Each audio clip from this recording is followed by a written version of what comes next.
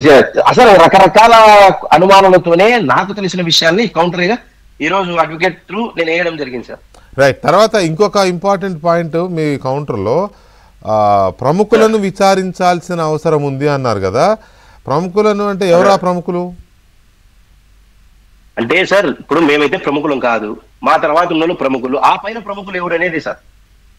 అదే నేను అడుగుతున్నది కూడా అదే, ఆ పైన ఉన్న ప్రముఖులు ఎవరు అనేది. ఇది పెద్దోళ్ళ విషయం అని చెప్పేసి చేతికి గాలిసుకు కూర్చోబెట్టిన రోజులు ఉన్నాయి సార్. ఇప్పుడు ఏం చెప్తున్నానంటే సార్, ఇప్పుడు విచారణ ఇడికి ఆగిపోయింది కదా సార్. నేను రిట్ పిటిషన్ దాఖలు చేయడం వల్లే జైలుకు పోయానా లేకపోతే నా కర్మకు అనుభవించిపోయానా లేదా అది త్వరలో తెలుస్తుంది సార్, బయటకు వచ్చే రోజు వస్తుంది. ఇప్పుడు నేను ఏమంటున్నానంటే సార్ సుట్టిగా, వీళ్ళు ఎవరైతే ప్రముఖులని నేను అంటున్నానో ఆ ప్రముఖుల పేర్లు కూడా అనుమానంతో సార్ నేను కౌంటర్లో వేసాను సార్ అని చెప్తున్నా సార్. ఓకే, అప్పుడు మీకు కోర్టులో ఉంది కాబట్టి ఈ రోజే కాబట్టి సార్ 10వ తారీఖు స్టార్ట్ అయ్యారు. నేను అనేది సునీల్, నేను మిమ్మల్ని ఇబ్బంది పెట్టట్లేదు, మీరు గమనించే ఉంటారు. ఇబ్బంది పెట్టని ప్రశ్నలే అడుగుతున్నా నేను. మీరు ఇప్పుడు చెప్పారు అప్పుడు హత్య టైంలో ఇది పెద్దోళ్ళకు సంబంధించిన అంశం, ఇది పెద్దోళ్ళకు సంబంధించిన, పెద్దోళ్ళు చూసుకుంటారని చెప్పారు అప్పుడు అని అంటున్నారు కదా. అప్పుడు చెప్పలేదా ఆ పెద్దోళ్ళు ఎవరో మీకు?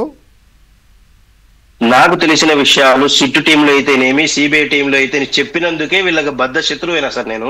అంటే నేను వినిన విషయాలు అయితేనేమి ఇంకో విషయాలు అయితేనేమి సిబిఐ వారికి సహకరించి సార్ దాదాపుగా 5 నెలలు నేను సిబిఐ వారి ఎంక్వైరీ ఎదుర్కొన్నా సార్, సహకరించిన. కానీ ఈ రోజు తను చేస్తున్న దానికి కోర్టు తెలుసా సార్. రెండో విషయం ఏంటంటే సిట్టు టీంలో అయితేనేమి 25 రోజులు ఇల్లీగల్ కస్టడీలో పెట్టుకుని వాంచి పరేసిన దగ్గర ఇప్పటికీ ఫొటోస్ ఉన్నాయి సార్. అప్పుడు కూడా స్పందించిన, వాళ్ళు ఎదురు గంటలు కట్టి అడిగినప్పుడు కూడా నేను విచారణలో చెప్పిన పలానా వాడు చేసింటాడు సార్, ఎందుకు లాభపడి ఉంటాడు సార్, ఎందుకు లాభం ఉంది సార్, ప్రతి ఒక్క విషయం కూడా ఆ రోజు నుండి నేను అరెస్ట్ అయ్యేంత వరకు చెప్తూనే ఉన్నా. 10 రోజులు కస్టడీ తీసుకుంటే ఆ 10 రోజుల్లో కూడా చెప్పినా సార్ నేను. ఓకే, కొన్నిటిపైన విచారణ జరిగింది, కొన్నిటిపైన సిబిఐ విచారణ జరగలేదు. అయితే నేను సిబిఐ వాళ్ళని తప్పులు బట్టి ఎంత పెద్దోండి కాదు సార్, కానీ చెప్తున్నా సార్ నా బాధ, నా మనోవేదన. ఎందుకంటే ఈ రోజు నా తండ్రి లేడు. అదే మీకేమో మీ తండ్రి లేడు, సునీతారెడ్డి గారి తండ్రిని చంపేశారు.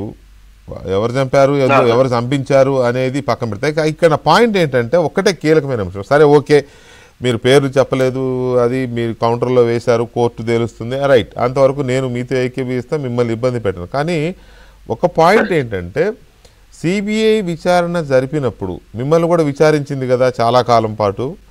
ఆ విచారణ జరిగినప్పుడు ఇగో ఇది జరిగింది, ఇది ఇలా జరిగింది, మమ్మల్ని ఈ పని చేయమన్నారు, నన్ను ఈ పని చేయమన్నారు, నాకు ఇంత ఇచ్చారు అంత ఇచ్చారు, ఏవో చెప్పుకుంటూ వచ్చారు. ఎవరు దోచింది వాళ్ళు, ఎవరికి జరిగింది వాళ్ళు చెప్పాలనుకున్నది చెప్పారు. కానీ ఇప్పుడు మీరు వేసిన కౌంటర్లో ప్రముఖుల విచారణ జరగాల్సిందే అని మీరు అన్నారు కదా, ప్రముఖులను విచారించాల్సిన అవసరం ఉంది అన్నారు కదా. ఇదే మాట మీరు మిమ్మల్ని విచారించినప్పుడు సిబిఐకి ఇగో పలానా ప్రముఖులు ఇందులో ఇన్వాల్వ్ అయ్యి ఉన్నారు, వాళ్ళను కూడా విచారించాల్సిన అవసరం ఉందని మీరు చెప్పారా సిబిఐకి? ఇన్వాల్వ్ అయ్యి ఉన్నారు అని అనుమానంతోనే చెప్పాం సార్. నేనైతే దాన్ని కళ్ళతోనే చూడలేదు, ఇంకోటి చూడలేదు. అనుమానమే. ఇక్కడ చిన్న విషయం ఏంటంటే సార్ చనిపోవడం వల్ల బాగుపడిన వ్యక్తులు మేం కాదు సార్. కరెక్ట్ ఉన్న విషయం సార్. ఎందుకంటే మేము సాధారణటువంటి వాళ్ళు ఇప్పుడు ఏదో ఈ కేసులో పోయి వచ్చిన తర్వాత వాళ్ళు ఇది అని చెప్పి చెప్పుకోవడం తప్ప వీళ్ళ జనాలైనా ఇంకోరైనా బాగుపడిన వాళ్ళు నేను కాదు. మరి బాగుపడిన వ్యక్తులేమో స్వేచ్ఛగా తిరుగుతూ నా అనుమానం పెట్టారు. వాళ్ళ కూడా నేను చెప్తున్నా సార్ సూటికి, వాళ్ళేమో స్వేచ్ఛగా తిరుగుతూ దళబలం, ప్రజాబలం, అధికార బలం అన్ని అనుభవించి ఈ రోజు వరకు కూడా మళ్ళా మా మీద పడుతూ, అంటే ఆ రోజు మాకు తెలిసిన విషయాలు పంచుకోవడం వల్లే ఈ రోజు నేను శత్రువులేనా సార్ ఇలా అంతే. రైట్. సుబ్బారావు గారు చూశారు కదా, తను చెప్పే దాంట్లో డెఫినెట్గా హాఫ్ గ్లాస్ ఎంటీ అనేది క్లియర్గా అర్థమవుతోంది. అంటే ఆయన చెప్పదలుచుకుంది చెప్పేస్తున్నాడు, కానీ పేర్లు చెప్పడానికి సబ్జుడీస్ అవుతుందనో లేకపోతే ఇట్లాంటి ఏమైనా ఇబ్బంది వస్తుందని తను కొంచెం కంట్రోల్ చేసుకుంటున్నట్టున్నాడు. కానీ ఒకటి వాస్తవం,